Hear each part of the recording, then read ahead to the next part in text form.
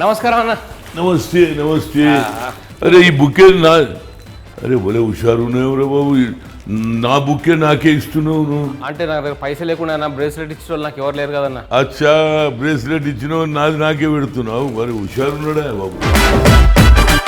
చెప్పన్న సంగతులు. బ్రేస్లెట్లు ఇచ్చేసిన దాని దగ్గర నువ్వు పేరు తెచ్చుకున్నావు నువ్వు. బ్రేస్లెట్ చిన్న విషయం పాపం, ఆ జగ్గారెడ్డి ఖర్చు పెట్టిన దాంట్లో నా బ్రేస్లెట్ ఏంది, మా నాయకుడు ఏది చెప్తే దాన్ని మనం అమలు చేయాలి. అప్పుడు ఇంతకుముందు ఇంకో నాయకుడు కూడా ఏదో చెప్పిండంట, ఆయన పేరు ఏంటి? రాజీవ్ గాంధీ.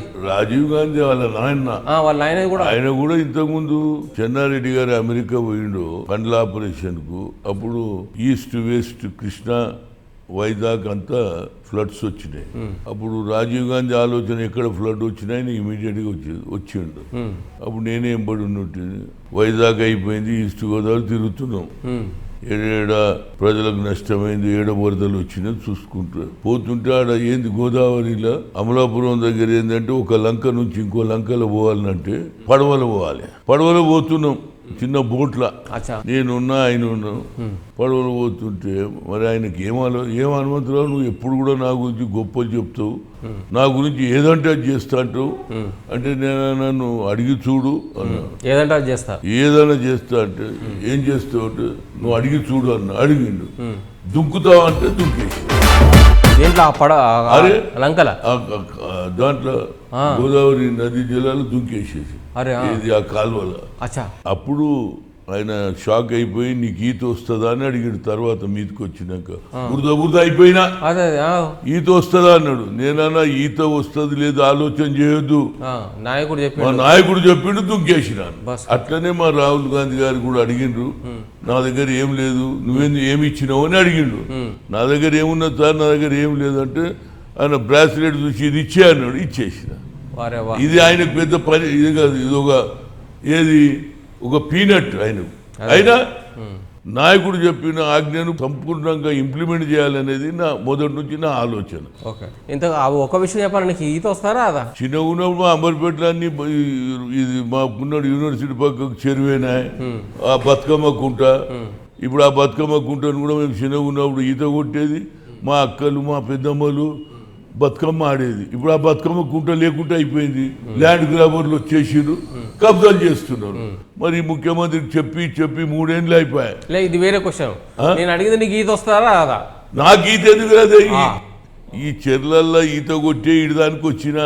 ఒకవేళ ఈత రాకుంటే ఆయన దుంకుమన్నప్పుడు దుంకుతుండేవా రాజీవ్ గాంధీ గారు? అప్పుడు ఆలోచన చేయొద్దే, నాయకుడు ఏం చెప్తే చేసేయాలి అంతే. ఈత వస్తుందా లేదా, సస్తమా బతుకుతామా అన్నోదు. నాయకుడి మీద మనకు, ఆయన మీద నమ్మిక, ఆయన నాయకత్వం మీద మనకు పట్టుదల ఉంటే ఏం చెప్తే అది చేయాలి అంతే. అంతే. మరి అట్లయితేనే నేను దానికి వచ్చిన, ఆ కుటుంబాన్ని నమ్ముకున్నా, జీవితాంతం ఆ కుటుంబానికి సేవ చేస్తా. ఇప్పుడు వాళ్ళ కొడుకు బ్రేస్లెట్ దేదేవాను ఇచ్చేసిన. అదేం పెద్ద మా జగ్గారెడ్డి పెద్ద ఏం కోట్ల రూపాయల ఆస్తి కాదు అది. ఆయనకు అది ఏమంటారు, ఒక పల్లిలాగా. ఆయన బాగా కోటీశ్వరుడు ఆయన. ఎమ్మెల్యే చేసిండు, 2 సార్లు ఎమ్మెల్యే చేసిండు, బాగా సంపాదించుకున్నాడు. ఆయనకి ఏమున్నది అనేది నేను అనను కానీ, మీటింగ్ మాత్రం బాగా చేసిండు. ఆయన బాగా కష్టపడ్డాడు. అన్న ప్రకారంగా మంది వచ్చిండ్రు, 2-3 లక్షల మంది వచ్చిండ్రా తెచ్చిండ్రా. మొట్టమొదటిసారి చూసినా. దాంతో ఇప్పుడు కేసీఆర్ పరిశాన్ ఉన్నాడు. పిలుస్తే వచ్చే జనం కాదు, పిలువకుంటేనే వచ్చిర్రు. జనంలో మార్పు వస్తుంది. ప్రభుత్వం 3 ఏళ్ళ రైతులకు ఈనాడు సంఖ్యలు చేస్తున్నారు. రుణమాఫీ చేయకపోయిరి, అంచెలంచెలుగా చేసిరి. పిల్లల ఫీజు రియంబర్స్మెంట్ చేయకపోయిరి. ఇంటికో ఉద్యోగం అనే, ఊరికో ఉద్యోగం కూడా లేకపోయా. కనుక ప్రజలలో రోజో కొత్త మాట, రోజో మాట. నీకు తెలుసా, ఇంతకుముందు మిషన్ భగీరథ అన్నాడు, అదే అయిపోయింది. ఇప్పుడు మిషన్ కాకతీయ అయిపోయింది, అదే అయిపోయింది. ఆ తర్వాత షాదీ ముబారక్ అన్నాడు, అదే అయిపోయింది. ఇప్పుడు ఏది అదేమంటారు, పెండ్లిలది, మన దాని పేరున్నది, పెండ్లిలు చేసేది. ఇప్పుడు ఆఖరుకు చిన్న పిల్లలకు కేసీఆర్ కిట్స్ అంటుండు. కేసీఆర్ పిల్లలు పుట్టిన వాళ్ళకు ఉంటారు కదనే, కిట్స్ ఇస్తాడట. ఇక రేపు మిగిలింది ఏది తెలుసా, నేను చెప్పడానికి నేను వెనుకపోను. ఎందుకంటే ఈనాడు విస్కీ, బ్రాండీ ఏర్లై పారుతున్నాయి. అవన్నీ ఎలక్షన్ టైంలో ఎట్లా ఇస్తారు కదా ఓటర్స్ కి. అందుగురించి ఇప్పుడు వచ్చే ఎన్నికలు ఏది ఇస్తాడు తెలుసా, ఆయన కేసీఆర్ విస్కీ ఇస్తాడు. ఇప్పుడు కేసీఆర్ విస్కీ కూడా వచ్చేట్టు, ఎందుకంటే పేర్లు ఏం దొరుకుతలేవు. అదే. కేసీఆర్ కిట్స్ వచ్చినది, కేసీఆర్ విస్కీ కూడా వస్తుంది. అచ్చా. ఎందుకంటే యావత్ భారతదేశంలో హైవేల మీద ఎవరు బ్రాండీ షాపులు పెట్టొద్దన్నా ఈయన మాత్రం ఇంకా నడిపిస్తూనే ఉన్నాడు. నేను మొన్న కేరళ పోతే 5 కిలోమీటర్ దానిక హైవేకు దగ్గర ఏ బ్రాండీ షాప్ ఉండొద్దు అన్నారు. ఈయన చూడ 500 మీటర్ 5000 మీటర్స్ ఈయన రోడ్ల మీదనే అమ్ముతున్నాడు. మనం మాట్లాడితే బంగారు తెలంగాణ అంటాడు. బంగారు తెలంగాణ అవుతుందా, ఇది తాగుబోతు తెలంగాణ అవుతుంది అనేది నా ఉద్దేశం. రెండిట్లో ఏమైతుంది నీ ఉద్దేశం ఏంది? తాగుబోతు తెలంగాణ అవుతుంది అనిపిస్తుంది. ఎందుకంటే బంగారు తెలంగాణ ఛాన్స్ లేదు. ఎందుకంటే ఈయన కుటుంబం, ఈయన రోజు ఒకటి మాట్లాడతాడు. గతంలో ఏమన్నాడు, 3 ఎకరాల భూమి అన్నాడు, ఇచ్చిండు. 2 బెడ్రూమ్ ఏదో కట్టిస్తాడట, జగలు చూస్తున్నాడు. ఆ జగలు చూడక ముందే ఇవాళ చూడు మియాపూర్ లో కొన్ని వేల ఎకరాలు 10,000 కోట్ల కుంభకోణం జరుగుతుంటే ముఖ్యమంత్రి ఏం మాట్లాడాడు? ఆయన తెలియదు కదా, అన్ని ఆయన తెలియనట్టే చేస్తాడే. నయీం కేసు కూడా తెలియదు. ఆయన నయీం ను బట్టి అరెస్ట్ చేసిరి, ఆయన చంపేసిరి. వాని దగ్గర బంగారం ఏమైంది, వాని భూమి ఏమైంది, ఎంతమందిని చేసిండు? ఏమనంటే మేము సిబిఐ ఎంక్వైరీ అంటే లేదు, స్పెషల్ ఇన్వెస్టిగేషన్ టీం అంటాడు. మరి ఏమైతుంది? రిజల్ట్ రావాలి కదా. ఉస్మానియా యూనివర్సిటీలో పోరలు ఎవరు మీటింగ్ పెట్టుకోవద్దట, పొలిటికల్ మీటింగ్ పెట్టుకోవద్దు. మరి ఇన్ని రోజులు ఉస్మానియా యూనివర్సిటీలో నువ్వు లీడర్షిప్ చేసే కదా, పిల్లలను రెచ్చగొట్టే కదా తెలంగాణ తెచ్చుకుంది. ఇవన్నీ పని అయిపోయింది. ధర్నా చౌక్ తీసేస్తాం. ఆనాడు నీకు ఉద్యమాలు అవసరం, ఈనాడు ఉద్యమాలు వద్దట, పొలిటికల్ మీటింగ్ యూనివర్సిటీలో పెట్టొద్దంటావు. ఇంత అన్యాయం అయితే నేను ఎక్కడ చూడాలి. అంతెందుకైనా 100 సంవత్సరాలు ఉస్మానియా యూనివర్సిటీ సెలబ్రేషన్ చేసిన నోరిప్పలే. ఎందుకు మాట్లాడలేదంటే విద్యార్థులు తిరగబడతారని. అంటే విద్యార్థులు అవన్నీ రాజకీయాలు ఇట్లా వద్దు, చదువుకోవాలని చెప్పి ఆయన ఉద్దేశం కాబోలు ఆయన అన్నాడు అని ఈయన ఇంప్లిమెంట్ చేస్తున్నాడు. నిన్నటి వరకు నువ్వేం చేసినారో అంటే విద్యార్థుల నోరు నొక్కేయడం. నిన్నటి వరకు ఆయన మన ప్రణబ్ ముఖర్జీ చెప్పలేదు కదా. ప్రణబ్ ముఖర్జీ ఏమన్నాడంటే యూనివర్సిటీలో విద్యార్థులు ఎక్కువ చదువుకోవాలి, రాజకీయాలకు కొద్దిగా దూరం ఉండమని చెప్పిండు. ఇక అది ఆసరా తీసుకున్నాడు. ఈ దేశంలో ఎవడన్నా రైతులను చంపినారండి? ఎన్డీఏ ప్రభుత్వం మధ్యప్రదేశ్లో 6 రైతులు 5 రైతులు ఫైరింగ్ చేస్తారు. ఇక్కడ మా ముఖ్యమంత్రి ఏమో గిట్టుబాటు ధర లేకుంటే పిడికిలి పట్టండి, నిలదీయండి, ధర్నాలు చేయమని చెప్తాడు. ఎన్నాడు? 27 నాడు చెప్తాడు. 28 నాడు ఖమ్మంలో పోయిన నెలలో 28కి వచ్చే లోపల ఏం చేసిండండి? రౌడీలు కాదు, గుండాలు కాదు, దేశద్రోహులను కేసు పెట్టి కోర్టుకు తెచ్చేటప్పుడు ఏమన్నా సంఖ్యలు వేస్తాడా రైతులకు? ఇంత అవమానం నేనైతే చూడలే. రైతు కన్నీరు కాస్తే ఆ దేశం బాగుపడదు అంటాడు. నేను మాట్లాడితే రైతులకు 1 కోటి ఎకరాల భూమికి నీళ్లు ఇస్తా అంటాడు. రైతే సేద్యం అంటాడు. అన్ని గొప్పలు చెప్తాడు. కానీ రైతుల పట్ల ఆయనకు విశ్వాసం లేదు. ప్రజలు వద్దంటున్న డ్యామ్ కడతా అంటాడు. అయ్యా ఈయన మాకు ఆల్రెడీ 2 పంటలు నీళ్లు వస్తున్నాయి, మాకు ఇక్కడ అవసరం లేదంటే లేదు మేము కడతాం. ఎందుకంటే ఆయన ఏరియాలో ఆయన ఫామ్ హౌస్ ఉన్నది, ఆయన కుటుంబ సభ్యులు ఉన్నారని చేస్తే ప్రజలు ఏమన్నా డ్యామ్ అక్కడనే కడుతుండా? ఏడా గజ్వేల్ దగ్గరనే కడుతుండు కదా దగ్గరలో. ఎందుకు? ఆ ఏరియాలో 2 పంటలు వండుతాయి.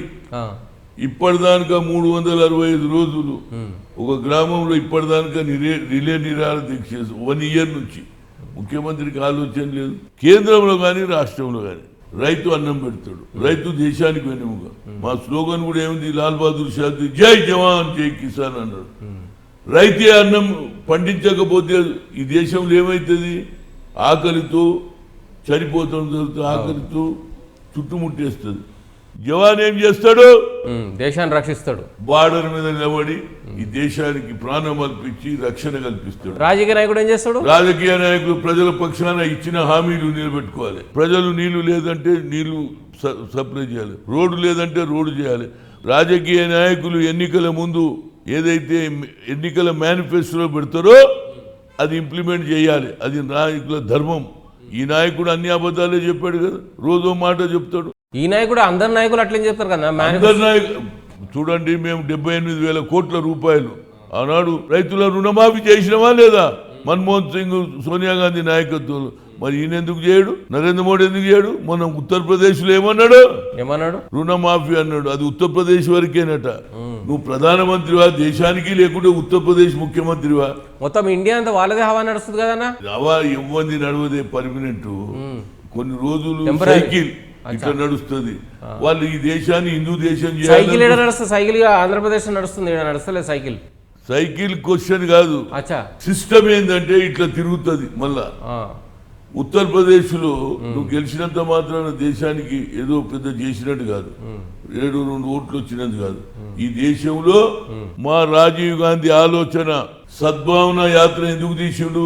చార్మినార్ నుంచి సికింద్రాబాద్ వరకు ఈ మతాల పేరున దేశాన్ని విభజించాలని హిందూ దేశం అంటున్నారు. ఇది హిందూ దేశం అవుతుందా? కాదు. ఈ దేశంలో హిందూ, ముస్లిం, సిక్, ఇసాయిలు అందరూ. ఆనాడు పెద్దలు మహాత్మా గాంధీ జాతిపిత ఆనాడు అన్నాడు ఇది సెక్యులర్ దేశం అన్నాడు. సెక్యులర్ దేశాన్ని ఈనాడు హిందూ దేశంగా మార్చడానికి ప్రయత్నం చేస్తున్నారు. ముఖ్యమంత్రి, ప్రధానమంత్రి వస్తే ఏమడగాలి? అయ్యా మాది వెనుకబడిన రాష్ట్రం, సాయం చేయండి ఆర్థికంగా, కొత్త ప్రాజెక్టు, కొత్త ఉద్యోగాలను అడగకుండా గజ్వేల్ వస్తే ఏమన్నాడు తెలుసా? నీ హృదయం తుమారే దిల్ మే జగా దేవ్, అంటే నీ హృదయంలో నేను ఉంటే చాలంటుడు. నువ్వు ఇది ఎక్కడ భాషరా బాబు? నీ హృదయంలో ఆయనకు స్థలం, ఆయన హృదయంలో నీకు ప్రేమ ఉంటే చాలంటే ప్రజలను తినాలన్నా, అడక తినాలన్నా? నువ్వు అడగకపోతే చంద్రబాబు అన్ని అడుక్కుంటున్నాడు. ఇవాళ మన పోలవరం అయింది, ఇక్కడ నువ్వు ఇదేదో కొత్తగా నేషనల్ ప్రాజెక్ట్ చేయాలి కాళేశ్వరం అంటూ ఎందుకు చేస్తలేవు? ఎందుకు అడుగుతలేవు? మీరు అన్ని మాట్లాడతారు, మాట్లాడితే మేము అది చేసినాం, ఇది చేసినాం. నాకు తెలిసినంత మటుకు అప్పులు తెస్తున్నాడు, కొత్త ప్రోగ్రాంలు పెడుతున్నాడు. ఆఖరుకు వచ్చే ప్రభుత్వం మీద ఈ భారం పడుతుంది. మేమేమంటున్నామంటే వచ్చే ప్రభుత్వం అంటే మీ ప్రభుత్వం, అరే మాదే, ఇంకెవరే మళ్ళీ చెప్తాం, ఇంకెవడు వస్తాడు? మేము తప్పితే ప్రజలు ఈనాడు ఆలోచన చేస్తున్నారు. ఇచ్చిన తెలంగాణకు మేము అన్యాయం చేసినాం, సోనియా గాంధీ మాకు న్యాయం చేసిందని ఈనాడు ప్రజల్లో మార్పు కనిపిస్తుంది. మా మొన్నటిదానిక ఈయన ఏదో సర్వేలు చేయించిండు, 111 సీట్లు అన్నాడు, నేను నంబర్ 1 అన్నాడు, నంబర్ 2 కొడుకు అన్నాడు, నంబర్ 3 హరీష్ అన్నాడు. మేము అనుకున్నాం, నిజంగానే అనుకున్నాం. కానీ మొన్న సంగారెడ్డి మీటింగ్ తర్వాత ఈయన తప్పుడు లెక్కలు చెప్తున్నా అది కూడా ఎంత అన్యాయం అండి. ఈటెల రాజేంద్ర నంబర్ 2లో రాడా? నీ సామాజిక వర్గమే వస్తుంది. ఆయన వరంగల్ కడియం శ్రీహరి వనికి రాడండి, అంటే బీసీఎస్సీలు వనికి రారా? మీరే ఉంటారు నంబర్ 1, నంబర్ 2, నంబర్ 3. ఏం దాదాగిరిది? నాకు అర్థం కాదు. రాజకీయం అన్న ఇది? రాజకీయం కాదు, ఇది డిక్టేటర్షిప్ చేస్తున్నాడు. కుటుంబ పాలన, ప్రెస్ చేతులు ఉన్నది, అధికారం చేతులు ఉన్నదని ఎవరిని కలవాడు? శాసనసభలు పోతే కలవాడు. నేను మొన్న పోయి వచ్చిన ఏది కర్ణాటక, సిద్ధరామయ్య ఓంగనే కలిసిండు. కుటుంబ కామన్ పీపుల్ తోడు కలుస్తావు, నువ్వు కలవనే కలవావు. ప్రజా దర్బారాన్ని పెట్టినావు, ఎవరిని కలుస్తున్నాడండి? ఈవెన్ మంత్రులు అడుగుతూ వితౌట్ అపాయింట్మెంట్ పోలేడు. ఇది రాజుల పాలన. నేను కేసీఆర్ ఒకప్పుడు నా ఎంబడి పనిచేసిండు, నా ఎంబడి యూత్ కాంగ్రెస్. నేను అనుకున్నా తెలివిగలవాడు, ప్రజలలో మంచి. ఎంతసేపటికి కుటుంబ పాలన, కొడుకు, బిడ్డే, అల్లుడు, ఇవి ఎక్కడ పంచాయతీ? ఎక్కడైనా కుటుంబ పాలన ఉంటుంది కదా. ఇప్పుడు సినిమా ఇండస్ట్రీ కూడా అట్లే ఉంది, అక్కడ ఢిల్లీలో కూడా అట్లే కదా. ఢిల్లీలో చూడవు, ఢిల్లీని మీరు ఈ విధంగా మాట్లాడుతూ. ఇప్పుడు సోనియా గాంధీ తర్వాత రాహుల్ గాంధీ వచ్చింది కదా. రాహుల్ గాంధీ కానీ, ఇందిరాగాంధీ కానీ, సంజయ్ గాంధీ కానీ, అది కుటుంబ పాలన. ఇలాంటి వాళ్ళు దేశానికి సేవ చేశారు. అసలు వీళ్ళేం చేస్తున్నారు? వీళ్ళు దోసుకుంటున్నారు. అవునా? మహాత్మా గాంధీ పీరియడ్ లో పండిట్ జవహర్లాల్ నెహ్రూ, మోతీలాల్ నెహ్రూ కోటీశ్వర్లు ఉత్తరప్రదేశ్ లో ఉన్న డబ్బంతా దేశ స్వాతంత్రం గురించి త్యాగం చేసిండ్రు, జైలుకు వెళ్ళిండ్రు. ప్రాణాలు ఇచ్చింది ఇందిరాగాంధీ, రాజీవ్ గాంధీ ప్రాణాలు ఇచ్చిండ్రు. ఆ కుటుంబం ఎట్టేది, ఈ కుటుంబం ఎక్కడండి? నెక్స్ట్ ఎలక్షన్ లో సీఎం క్యాండిడేట్ ఎవరైనా ఏపీకి, మన తెలంగాణకి? ఇగో మా దగ్గర మొదలు చెప్పరే, మా దగ్గర ఎన్నికలు అయినాక డిసైడ్ చేస్తాం. ఎన్నికలు అయినాక కూడా కొట్లాడుతుంటారు, నేనే సీఎం. ఏ కొట్లాడలేవు. అలో ఎవరికి వాళ్ళు చెప్పుకుంటారు. అలో టైం పాస్. మీ ప్రెస్ వాళ్ళు కూడా ఎట్లా అంటుండ్రు? నన్ను కూడా వచ్చి అడుగుతా, అన్నా నువ్వు కూడా ఒక క్యాండిడేట్ అంట. నేను క్యాండిడేట్ కాదురా పోయి. ఎందుకు కాదంటే నాకు 2 సార్లు ఛాన్స్ వచ్చింది. రాజీవ్ గాంధీ బతుకున్నప్పుడు వచ్చింది, రాజీవ్ గారు శ్రీపెరంబూర్ పోయేటప్పుడు, ఎలక్షన్ అయినాక 2 సార్లు పోయింది. నేను పార్టీకి ఉపయోగపడతా. పార్టీని మళ్ళా సోనియా గాంధీకి తెలంగాణ తెచ్చిన ఈ అమ్మకు అప్పచెప్తేనే నేను నిజమైన కాంగ్రెస్ వాదిగా మిగులాలేదని నా ఉద్దేశం తప్పితే నాకు పదవాంక్ష లేదు. నేను రాష్ట్రంలో యూత్ కాంగ్రెస్ చేసిన, పిసిసి చేసిన, 3 సార్లు ఎంపీ చేసిన, కేబినెట్ మినిస్టర్ చేసిన. తెలంగాణ కంటే నేను ఆంధ్రాలో ఎక్కువ పాపులర్. హనుమంతరావు గారు అంటే అందరూ అంతే. ఎందుకంటే రాజీవ్ గాంధీ ఇచ్చిన ఇందిరా విజయరత్నం మీద రాష్ట్రం మొత్తం తిరిగిన. నన్ను అందరు గుర్తుపడతారండి. నేను 10 మందికి ఉపయోగపడతా. 119 సీట్లలో అన్ని దగ్గర తిరుగుతా. ఆంధ్ర నిలబడితే గెలుస్తా? గెలిచేది క్వశ్చన్ కాదు. నేను అనేది ఏంటి? అభిమానం. ఓట్లు వేయాలన్నా లేదా అనేది వాళ్ళ విషయం. కానీ హనుమంతరావు అంటే కార్యకర్త, పార్టీకి నమ్మిన వ్యక్తి, ఆ కుటుంబానికి ఒక ఏది కాన్ఫిడెన్స్ మనిషి, లాయల్ మనిషి అనేది ఉన్నది. నాకు మంచి పేరు ఉన్నది. ఆ మంచి పేరును పార్టీకి ఉపయోగిస్తాం మనం చెప్పినాం. ఆ కుటుంబానికి మంచి లాయల్గా ఉంటాడు, మంచి వ్యక్తి, నమ్మకమైన వ్యక్తి అంటారు, కానీ పబ్లిక్ దగ్గరైన వ్యక్తి అని అంటారా? పబ్లిక్ నువ్వు చూడలేదేమో, నువ్వు కార్లో పోయినా రోడ్డు మీద నిలబడదాం, నువ్వు నేను ఒక 10 నిమిషాలు నడదాం, ఎంతమంది పౌరులు వస్తుంది హనుమంతన్నా ఏడినాడు అన్న ఏమని ఇడవాలి నేను అంటే అభిమానులు అట్లున్నారు. హనుమంతరావు వర్కరు ఈడ లాతూరులో ఎర్త్కేక్ వచ్చినా పోతా, రైలు యాక్సిడెంట్లో పోతా, కృష్ణా జిల్లాలో ఉప్పెన్ వచ్చినా పోతా, ఎక్కడ అన్యాయం జరిగితే, ఎక్కడ ప్రజలు ఇబ్బంది పడితే నాకు అలవాటు, ఎక్కడ అన్యాయం జరిగితే అడికి ఇమీడియట్గా వెళ్ళిపోతాం. ఏమైనా హెల్ప్ చేస్తావా పోతావా ఉన్న కాడికి? నేనే పెద్ద కోర్టు తప్పకుండా నేను పోయినా, నేను చెప్పుకొని బయట ఏది రైతుల కుటుంబాల దగ్గర నేను అడుగుతూనే చెప్తున్నావు, కరెక్ట్ అన్నాను, ఏది చెప్పుకోవు నువ్వు అడుగుతూనే చెప్తావు. ఏదన్నా 10 రూపాయలు సాయం చేసింది, ఈ చేతికి ఇచ్చింది, ఆ చేతికి తెలియదు, గొప్పలు చెప్పుకోదు. గరీబుల దగ్గర పోయినాం, అలా తండ్రి జైల్లో ఉన్నాడు, బిడ్డ ఏడుస్తున్నది, భార్య ఏడుస్తుంటే మనసున్నోడు ఏదైనా ఇస్తాడా లేదా? అది మంచి మనసు. అలా నువ్వు ఎంపీగా 3 సార్లు ఉన్నావు కదా ఢిల్లీలో, బీసీల కోసం ఏం సాధించినావు? నువ్వు టైం పాస్ చేసినా 3 సార్లు? చూడండి, 2005లో నేను ఓబీసీ ఎంపీల ఫోరం ఫామ్ చేసి అన్ని రాజకీయ పార్టీలు, కేవలం కాంగ్రెస్ అనకుండా రాజకీయాలకు అతీతంగా మన బీసీల సమస్య సాధించాలని, మెజార్టీ సమాజంలో అత్యధిక సంఖ్యలో ఉన్న జనాభా వారికి సరి అయిన న్యాయం చేయాలని ఆలోచన చేసిన 1993లో మండల్ కమిషన్ వచ్చింది. 27% రిజర్వేషన్ అన్నారు. ఈనాడు కూడా మేము 9% వస్తలేమని మీటింగ్లు పెట్టడం. ఆ తర్వాత ఐఐఎంలో రిజర్వేషన్ అన్నారు, తీసేసిన కోర్టు. అప్పుడు సోనియా గాంధీకి మన్మోహన్ సింగ్ చెప్పి మళ్ళీ పార్లమెంట్లో బిల్లు పెట్టించి అన్ని రాజకీయ ఏకం చేస్తే ఇవాళ మన పిల్లలు ఐఐఎం ఎయిమ్స్ లో పిల్లలు చదువుతున్న కొన్ని వేల సంఖ్యలు వాళ్ళందరూ మనకు. అదేవిధంగా రాహుల్ గాంధీని అడిగిన, అయ్యా ఎస్సీ ఎస్టీలకు పార్లమెంటరీ కమిటీ ఉన్నది, ఓబీసీలకు ఎందుకు చేయరు? మేమేం తప్పు చేసినాం? జరుగుతుందా లేదా? ఇంప్లిమెంట్ అవుతుందా లేదా? బ్యాక్లాగ్ ఉన్నదా లేదా? ప్రమోషన్స్ ఉన్నాయా? మా పిల్లల సంగతి ఏందని అడగంగా 2012లో ఈనాడు ఓబీసీ పార్లమెంటరీ కమిటీ అయింది. ఆ తర్వాత తిరిగితే బ్యాంకుల చుట్టూ నేషనల్ బ్యాంక్స్ కానీ, బిహెచ్ఈఎల్ కానీ, బిహెచ్పి కానీ పబ్లిక్ సెక్టర్ లో తిరిగితే 9% దాటలేమే. దాని గురించి ఏమన్నా మన నరేంద్ర మోడీ దగ్గర పోయినాం, అయ్యా నువ్వు బీసీ నాయకుడు అంటావు, ఒకసారి 80 మంది, ఒకసారి 75 మంది పోయినాం. రామ్ గోపాల్ యాదవ్, శరద్ యాదవ్, హుకుం నారాయణ సింగ్ ఆయన పార్టీ అయిన ఎంపీ పోయినాం, మీరు న్యాయం చెయ్యాలి అన్నాం.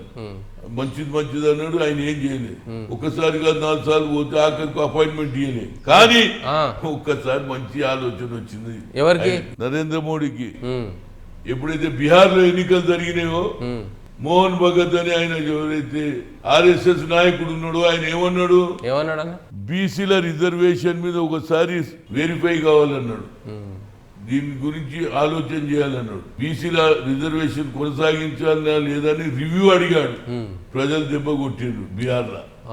ఇక ఉత్తరప్రదేశ్కి వచ్చే లోపల ఆయనకు మొట్టమొదటిసారి బీసీలందరూ ఆయనకు ఓటు ఎందుకు వేసిండ్రంటే అక్కడ లోకల్ ప్రభుత్వం మీద కోపం కొద్ది అనుకో, ఇంకోటి అనుకో వేశారు. దాంతో ఇప్పుడు ఆయనకు ఆలోచన వచ్చింది, ఎట్లనన్నా ముస్లింలు మనకు ఓట్లేరు కాబట్టి బీసీలను పెంచాలని. ఇప్పుడు మొన్న అమిత్ షా ఎందుకు వచ్చిండు? బీసీలను పట్టేందుకు వచ్చిండు. ఎందుకంటే బీసీలు సమగ్ర కుటుంబ సర్వేలో 1,89,00,000 మంది ఉన్నాం మేము. టోటల్ ఉన్న పాపులేషన్ ఎంత? 3,64,00,000. అందులో 56% మనం ఉన్నాం. మాతో పాటు ఎస్సీలు, మా పోతారు ఎస్టీ, మాతో పాటు మైనార్టీ. అగ్రకులాలు ఉన్నారు కేవలం 25 లక్షలు. వీళ్ళని ఎట్లా పట్టాలని ఆలోచన చేస్తున్నారు. అందుకుంటే నేను ఉత్తమ్ కుమార్ రెడ్డికి లెటర్ రాసిన, దిగ్విజయ్ రాసిన, అయ్యా మీరు ఎప్పటిదానికైతే బీసీ ఎస్సీ ఎస్టీలను మన వైపు లాగము. ఎందుకంటే ఈ వచ్చే ఎన్నికలు సెంటిమెంట్ ఎన్నికలు కావు, అయిపోయింది. తెలంగాణ రావాలనుకున్నారు, అందరు కావాలని కోరికతో ఎమోషనల్ ఎలక్షన్ ఉండే మొన్న జరిగిన ఎలక్షన్. ఇప్పుడు అట్లా లేదు. ఇప్పుడు జరిగే ఎలక్షన్ ఓట్ బ్యాంక్. మొన్న ఖమ్మం పోయినప్పుడు నువ్వు బాగా ఏడిచినావు అంట కదా, ఎందుకు ఏడిచినావు? ఖమ్మం పోయినప్పుడు ఏడ్చడం అంటే నాకు బాధ ఏడనిపించింది. అంటే ఆ పిల్ల ఏమైంది? పిల్లకి చిన్న పిల్ల ఎత్తుకున్నదే, నాన్న నాన్న అంటున్నది. నాన్ననేమో జైల్లో ఉన్నాడు.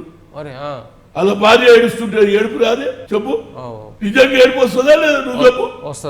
ఒక పేదరాలు 2 ఎకరాల భూమితో పట్టబడితే తల్లి తీసుకొని చేరేస్తే 7 ఏళ్ల పిల్ల ఏడుస్తుంటే నీకు కూడా దుఃఖం వస్తుంది, నాకు కూడా దుఃఖం వస్తుంది. అది మనిషి మానవత్వంలోనే ఆలోచన చేస్తాడు.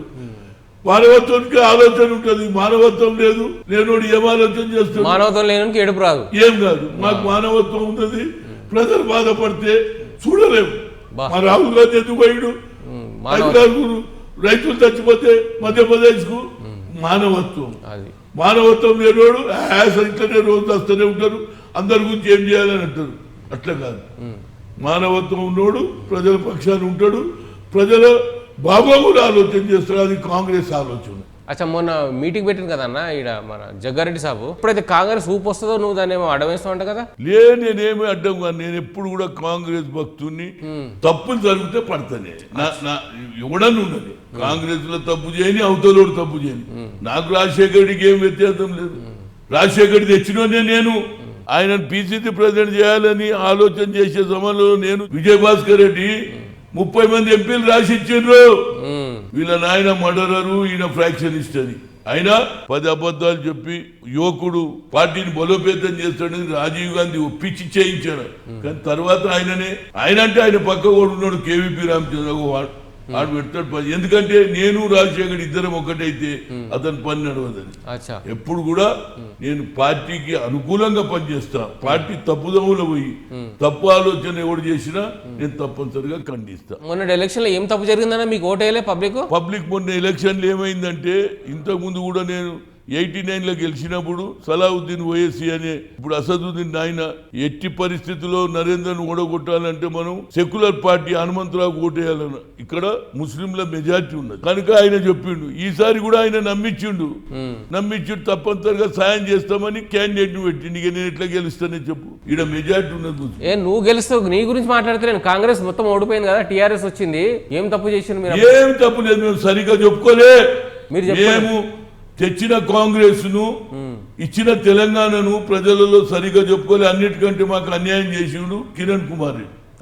సోనియా గాంధీ ఒక పక్క తెలంగాణ ఇస్తానని సిడబ్ల్యూసీలో నిర్ణయం చేసిన తర్వాత ఈయన బయటకు వచ్చి నేను రానియను, నేను ఆఖరి బ్యాట్స్మెన్, ఆఖరి బౌలర్ అని రోజు చెప్తుంటే ప్రజలు ఏమనుకున్నారు? సోనియా గాంధీ మనం ఇస్తుంది, కాంగ్రెస్ వాళ్ళకి ఇష్టం లేదు. అది కేసీఆర్ కు లాభమై. మరి నువ్వు తప్పు చేసిన నువ్వు పోయి ఏలెత్తి చెప్తా ఉన్నావు కదా, మరి చెప్పలే కిరణ్ కుమార్? చెప్పినా ఇన్ని తీస్తే రోజు మాట్లాడుతున్నాని దిగ్విజయ్ సింగ్ చెప్పినా, ఇదేమి రోజు మాట్లాడుతున్నావు అని. దీనివల్ల మాకు నష్టమైంది. మాకు తెలుసు ఆంధ్రలో ప్రజలు వ్యతిరేకం ఉన్నారు, ఇక్కడ కాంగ్రెస్ వస్తుందని మేము సోనియా గాంధీకి చెప్పిన. అందుగురించే నా నిజమైన పట్టుదల ఏంటంటే మళ్ళీ 2019లో గెలిపియాలి, సోనియా గాంధీకి అప్పచెప్పాలి. అదే నా కర్తవ్యం. ఇక వేరేది ఏం ఆలోచన లేదు.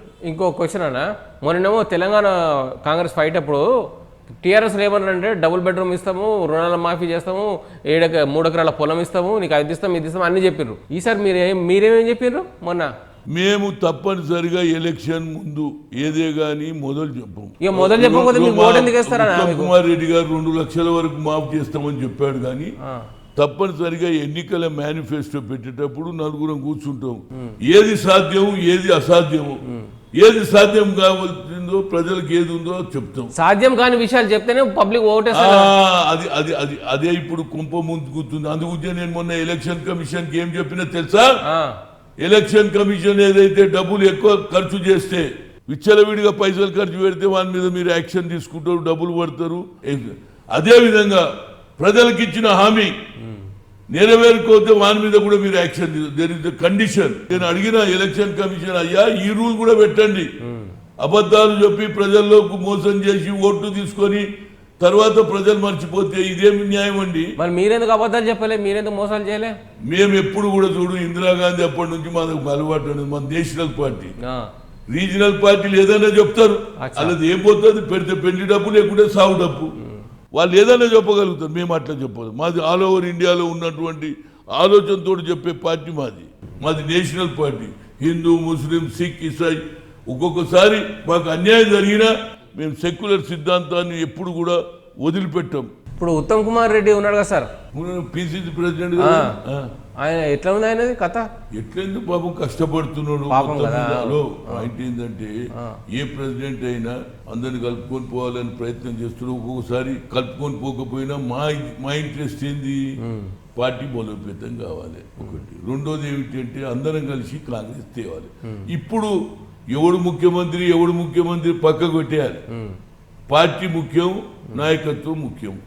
మనం అందరం కలుద్దాం, కాంగ్రెస్ తెద్దాం, ఆ తర్వాత ముఖ్యమంత్రి ఎవడనేది ఆలోచన చేద్దాం. సరేనా, అయితే నా శుభాకాంక్షలు మీకు. వచ్చే ఎలక్షన్లో మీరు గెలవాలి, మీరందరూ కలిసి కట్టుగా అందరు గెలవాలని చెప్పి నేను మనస్ఫూర్తిగా కోరుకుంటున్నాను. నేను గెలవాలని కాదు, నా పార్టీ గెలవాలి. మళ్ళా సోనియా గాంధీకి తెలంగాణ ఇచ్చినాడే నిజమైన వారసు. నువ్వు గెలవాలని కాదన్నా, పార్టీ గెలవాలి. పార్టీ గెలవాలి. ఏం చెప్పినవే, పార్టీ గెలవాలి. వస్తా అన్న, రైట్, దండం. Thank you.